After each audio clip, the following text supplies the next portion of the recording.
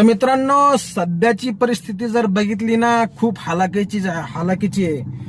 काय करणार, शेतामधून ना पूर्ण पाणीच पाणी व्हायला लागलं.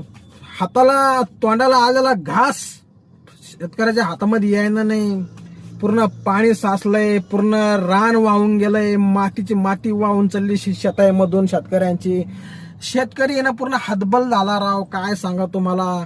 आज सरकार आहे ना मदत करायची तर काय, सरकारला काय सांगावं काय नाही. सरकारला आहे ना बेकार झालं. सरकार पण आपली मदत करायला तयार नाही. सरकार फक्त म्हणताय की आम्ही तुमच्या शेतावर येऊ, पाहणी करू, पण पाहणी करून जाताय आणि काय त्याचा विचार नाही, काही नाही की बाबा आता यांना मदत करावं, कशी करावं, काय करावं.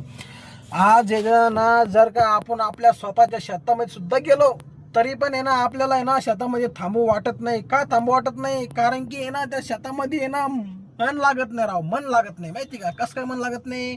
अरे आपण आहे ना, आपण इतक्या कष्टाचा पैसा कमवून, घाम गाळून पैसा कमवून, समजा आपलं सोयाबीन टाकली, सोयाबीनला खर्च लावला, औषध मारलं, खत टाकलंय, 25-25 हजार, 30-30 हजार रुपये आपण त्या शेतामध्ये घातलं आणि काय करणार? पाऊस आला, पावसानं पूर्ण वाहून नेलं. ते आपल्या हातामध्ये नाही ना राव. कारण की निसर्गाच्या समोर कोणी जाऊ शकत नाही.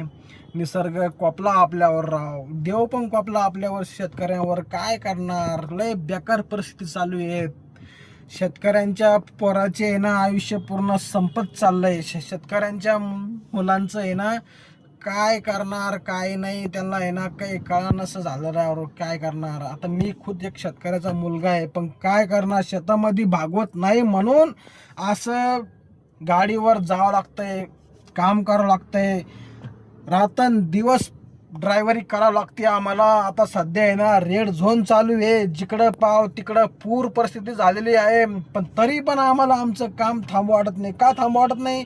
कारण की घरी राहिलं तर आपल्याला खायला कोण देईन, पैसे कोण देईन आपल्याला खायला. त्याच्यासाठी रस्त्यावर यावं लागतंय आम्हाला, गाडी चालवावं लागते आम्हाला.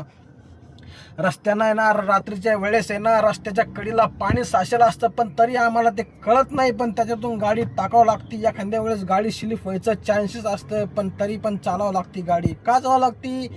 कारण की हे ना नुसतं शेतीवर अवलंबून राहावं हे जमणार नाही. आता शेतकऱ्याच्या पोरांसाठी एकच आहे बाबा हो, की शेती पण करा आणि दुसरा व्यवसाय पण तुम्हाला जो पण जमत असेल तो पण करा. कारण की हे ना फक्त शेतीवर अवलंबून राहणार जमणार नाही. जमणार